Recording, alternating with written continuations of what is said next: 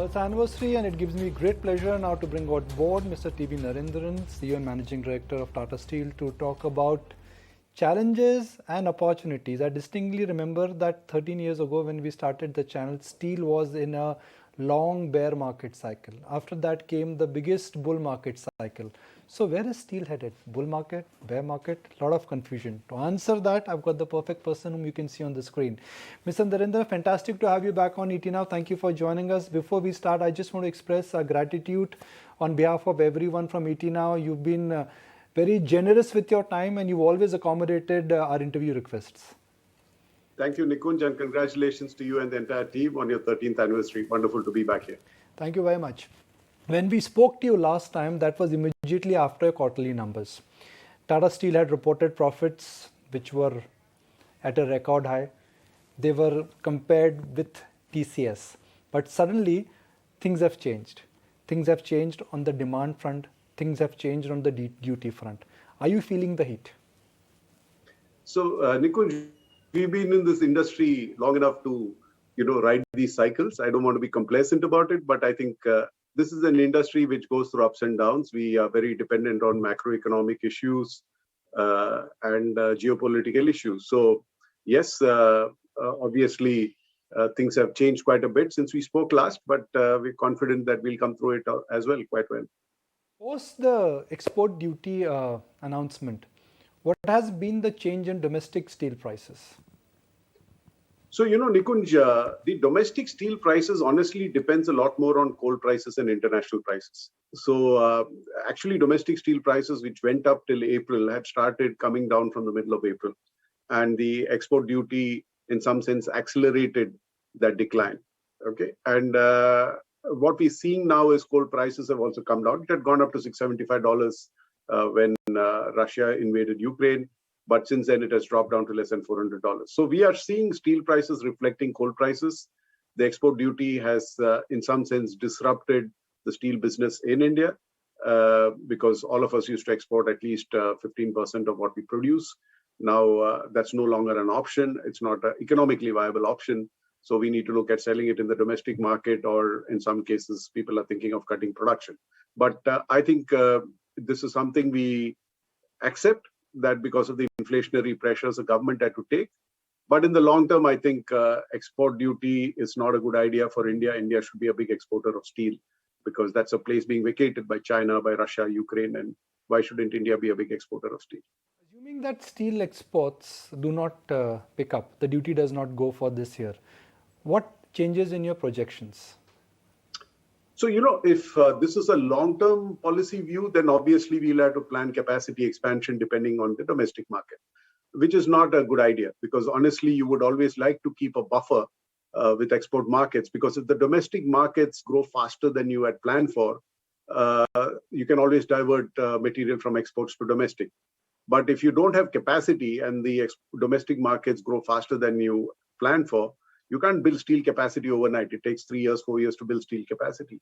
So I think in the long term, our submission to the government has been that we should certainly encourage exports. It acts as a buffer, gives us foreign exchange because we also import a lot of coal. So steel companies used to be net earners of foreign exchange because more than what we pay for the coal we import, we used to earn by exporting steel. So from a balance of payments point of view, also, you don't want a negative situation from the industry perspective. So I think there are multiple reasons why this is not a good idea for the long term. For the short term, we fully respect the compulsions. But in the long term, I think this is not a good idea. But because of the ban, export duty, are you looking at cutting your production as well? Not cutting our production now, but let's say if Tata Steel had said that we'll grow from 20 million to 40 million tons by the end of the decade, right? Now, in that 40 million tons, we had assumed 10 to 15 million tons would be exported. So that's 4 to 5 million tons. So if this is a policy which is there to stay, we really then need to plan only for 35 million tons of production and not 40 million tons of production. Because if you are only to cater to the domestic market, you will recalibrate your plans accordingly. When we spoke last, your view was that steel prices will remain with upward bias, but with a lot of volatility. Is that view still intact? Yeah, even if you look at steel prices today, international prices are in the $730, $740 range, which is higher than the long-term average. So what I said was that it will fluctuate at a higher level than the decadal average for the, that we've seen. And so far it's still there. It's still higher than, long-term average for the last 10 years was, let's say, $600. So it's still higher than that. The view shared by some of the naysayers is that currently steel prices are trading way above the average cost of production. And historically, one looks at the decadal average which you spoke about, this kind of a spread is unlikely to continue. So there are reasons why I differ with that. One is that if you see the last 10 years, the spreads were determined more by the exports out of China. Okay. And Chinese exports were not really profitable exports. If you look at the financial results of the Chinese companies over the last 10 years, you will see what I'm saying, because they had an EBITDA margin of 5%. In normal market conditions, a private sector company can't survive at 5% EBITDA margin and keep growing, right? So, but they had different reasons why they could survive at that 5% EBITDA margin. That's no longer the case. The Chinese companies are no longer aggressive exporters. Yes, May exports was on the higher side, but that's more temporary. China wants to reduce its steel exports because it wants to reduce the carbon footprint of the steel industry in China. So I see a far better balance in global trade over this decade than we've seen in the last decade. And if China is not an aggressive exporter, and now Russia and Ukraine, who together export about 40 million tons, are no longer in the market, then really you have only Japan and Korea who are not low-cost exporters. So from that point of view, I see greater stability in steel prices and better spreads. Second thing is that if you look at Europe, everyone is investing in converting into greener steel. So there's a lot of capex going into that, and which is also going to add to the cost. OPEX is also going up in Europe because of the fact that there is a carbon price you pay. So given all these reasons, I expect the spreads to be higher than it has been for the last 10 years. Domestically, steel prices have come down and coal prices have also come down. So the fear in the market is that this is a drop which will hit profitability. Do you think will be compensated by a drop in raw material prices also? So Nikunj, what happens is there's normally a lag because most of the coal which we buy is imported. So by the time we get the benefit of today's coal price, it's 2 to 3 months down the road. Whereas when the steel price drops, it hits you more immediately. So there will always be a lag. So I think we will go through a period when steel prices have come down, but the coal prices have not come down from a consumption point of view. They may have come down from a purchasing point of view. So we'll see that, but it will balance out eventually. Like I said, when steel prices went up in March, that was because coal was at $675. Today, coal is at less than $400, and steel prices, in some sense, kind of was ahead of the drop in coal prices, and coal prices are now following the steel prices. Just to get a very simple question across, and I do not get this one wrong. At the current juncture, looking at where coal prices are and what your underlying selling price is, are you running a profitable business or your spreads are negative? We are running a profitable. So if things stay the way they are, nothing changes for you? No, I wouldn't say nothing changes. Obviously, the profits are under pressure. We, if you look at it quarter on quarter, there are pressures, but it's not like some of the stories that one hears that it's the end of the industry and all that. It's not there. I think, yes, there are pressures. We would like policy stability. We would like to plan long term. We would like to be a big steel exporting nation. And we would like to have stability in many ways, So it's not an ideal situation, but we've seen worse days. The comeback in Europe has been extraordinarily strong for Tata Steel. But just when things were looking up, now you got an energy shock there. Now you got a decline in commodity prices. For a business which had become Atmanirbhar, will it become no longer Atmanirbhar now? No, I think our European business is still quite strong. In fact, if you look at spreads in Europe, they're still quite healthy. And in some sense, the export duty on Indian steel is helping Europe because a lot of the Indian steel used to end up in Europe. So in Europe, you don't have Russian steel, you don't have Indian steel. So the spreads there are quite okay, certainly much higher than the long-term average. There is a little bit of concern on the demand because of the macroeconomic issues, the geopolitical issues. But we expect that with the semiconductor issue easing up a bit, the auto industry will continue to be quite strong. I think construction is what is struggling a bit. But going forward, European governments are going to spend more on defense. European governments are going to spend more on transitioning into a green economy. And so we are reasonably optimistic about the outlook there, and our businesses are having a good quarter. Though the world is going through an energy shock, and especially gas supplies and challenge for Europe per se, you are of the view that the business is still looking okay. So what had happened is the gas prices had peaked maybe in January or February, and closer to the when the crisis started. Since then, it stabilized. We also hedge gas contracts, so we were hedged for at least 75% of what we consume. So we were protected to that extent.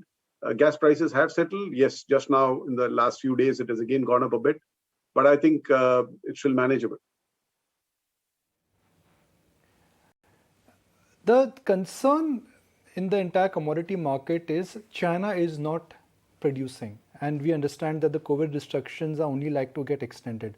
What happens in that kind of a scenario? Russian steel, like you mentioned, is not there. China steel does not come through. If the supply side constraint continues, then there is no way, whether it is export tax or no export tax, steel prices will come down. So, Nikunj, what's happening in China is because of the lockdowns, steel consumption in China also dropped a bit. Production was actually quite strong, and hence you saw 7 million tons of exports in May, which is higher than their normal 5 million ton kind of monthly exports. So that's why steel prices in Southeast Asia also went down a bit over the last few weeks. But in the medium to long term, I believe that the Chinese government will take steps to ensure that the economy is back on track. Yes, it will no longer grow at 8% and 9%, but it's a $13-14 trillion economy. Even if it grows at 3%, that's pretty strong, because it's big. It's the second largest economy in the world, so you can't expect it to grow at 8%. And 3% on 12 trillion is a lot of GDP growth, right? So to me, I do expect that actions will be taken in China to, in some sense, stabilize the economy. We will not see the kind of growth we've seen in the past. I don't expect exports to happen as it had happened in the past. But yes, China has a big impact on the sentiment globally in multiple ways. So that's the way I see it. It's a country that we need to watch. They account for 55% of the steel consumption and more than half of the steel production. So we'll be watching it closely. Are you seeing any evidence of demand destruction? I'm asking you this because you've just come back from an European trip. So you must have got a deeper understanding of what is happening to demand patterns there. So in Europe, as I said, auto is still quite okay. Auto is quite strong. In fact, I would say with the semiconductor crisis easing, auto is reasonably okay. What happens in steel business is when steel prices are soft, everyone postpones purchases. When steel prices are going up, everyone prepones purchases. So, the sales sometimes is an exaggerated reflection of macroeconomic activity, right? So when steel prices were soft over the last few weeks, you saw a lot of postponement of purchases. But over the last few days, we are seeing, some kind of recovery simply because people feel steel prices are close to the bottom. There's no point waiting any longer. The consumption is there, so they might as well buy the steel. So we're seeing a slight pickup there. So we are seeing some stability coming back in Europe, and I think we'll see that stability come back in India as well. Do you fear that inventory build-up has already started? Not so much in Europe. In India, yes. In India, yes, because exports is not an option. In Europe, exports is always an option. A lot of steel companies also have steel parked at ports which they cannot export. So what kind of situation are we looking at? So I think there, obviously the change in policy came overnight. And one submission we made to the government is, can we at least honor the contracts where the LCs are opened, and can we not be taxed for that? Because it's not that you make 15% margin on export volumes, So steel companies have requested that, because if we have to honor our contracts with our customers, and many of us are doing that, then this 15% is something which hits us straight away. So we've made a submission to the government. The steel ministry has been supportive, and let's see what the view of the government is, because in 2008, when a similar action was taken, we did get the support as far as existing contracts is concerned. So that's something that the industry is seeking from the government. Just a couple of follow-up questions, 2-3 follow-up questions. I'm asking this question on behalf of our viewers and millions of your shareholders. For those who fear that a bear market has started in steel, how would you validate that fear is not true? Obviously, we will also mirror the sentiments overall in the market, right? When interest rates go up, share prices drop in some sense of the term, almost indices drop. When the dollar gets stronger, money flows out of emerging markets like India. So we are all a victim of that to that extent. But if you look at the fundamentals of Tata Steel, if you look at a balance sheet, if you look at the multiples at which you're trading, then I think there should be more confidence in the stock. FY22 was almost like a dream year. I remember using this phrase that steel is the new gold. When we started FY23, your view was that this will not be a super year, this will be a good year.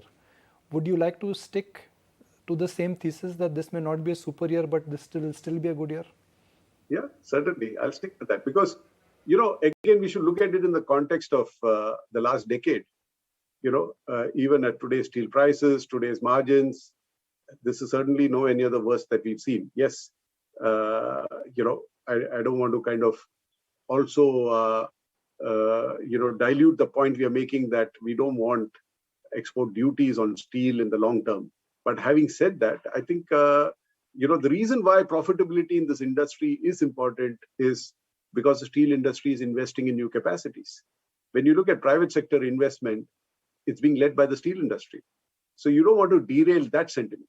So, so I think overall we need to nurture this industry, keep it, don't grudge its profitability, accept the fact that if it's profitable, there'll be investments in more steel capacities. And yes, we will go through good years and bad years, but I don't think we'll see the kind of steel prices and margins that we've seen in the last decade, in this decade. The question is not to the managing director of Tata Steel, but to someone who's been an office bearer with CII. Most of the CII participants are saying commodity prices are too high. It is impossible for commodity consumers to maintain profitability. It is impacting demand. So in your CII capacity, what is your view on inflation and what is your view on raw material prices? Steel companies want steel prices to go higher, but consumers don't want it, sir. So Nikunj, firstly, I've finished my term as CII president, so it won't be fair for me to speak on behalf of CII. But let me put it this way. I think I fully accept the fact that there are far more steel consumers than steel producers. So the noise will always be more of the consumers, and we respect that. Secondly, commodity prices also impact us. We've been buying coal at $600. So how can you expect steel prices to be low when we are buying coal at $600? Last year's profitability was that we still had coal at lower costs.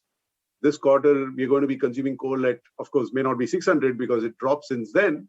But commodity prices impacts everyone in the value chain differently. It impacts us also. So if you guarantee me low coal prices, I'm happy to guarantee you low steel prices. But that's not the way the market works, right? So I think we have to deal with this volatility. All of us are impacted by it. I've said it in the past. If you give me a fixed steel price, I'm the happiest person. But if you say steel price will fluctuate between $300 and $900, then that's the way the market is, right? Because coal is fluctuating between $150 and $600. So I think volatility is something all of us will have to get used to. We are living in a globalized world. It's an interconnected world. A pandemic has an impact on us. A war in Europe has an impact on us. Commodity prices globally will have an impact on us. So I think as organizations, we need to see how can we build more resilience and agility so that our response is appropriate to the situation and we continue to work on our competitiveness. So that's how we've been operating. And but we fully respect the fact that volatility hurts everyone, including us. Maybe it hurts some of our customers more than it hurts us. But that's something all of us have to deal with. So we started with your outlook on steel prices, and I repeated what you said or what you shared with us after your numbers, that you expect steel prices to remain volatile with a positive bias. I'm just going to say that nothing changes, at least on that outlook. You still feel after the export duty ban and what is happening to global commodity prices, the bias will be positive. Bias will be positive when you look at the average steel price for the last 10 years. It will be higher than that. It'll fluctuate. It'll be volatile at a higher level than the average of the last 10 years. Last 10 years average was between $500 and $600. So it's going to be higher than that. And from last year? Oh, from last year we saw peaks, right? We saw peaks. So I think in some sense last year was probably the fourth quarter of last year was towards the peak, which was reflecting of the input costs. When coal prices come down, obviously steel prices also come down. So, like I said, we've seen $950, $1,000 steel prices last year. This year, just now we are at $740, but it's still higher than the $500 to $600 we've seen in the last 10 years. Really appreciate your time, and you've been very frank and very candid on where steel prices are headed and what are the challenges, but more importantly, where is the opportunity. On behalf of everyone from ET Now, thank you very much for joining us on our anniversary day. Thank you, Nikunj. Thank you on the show.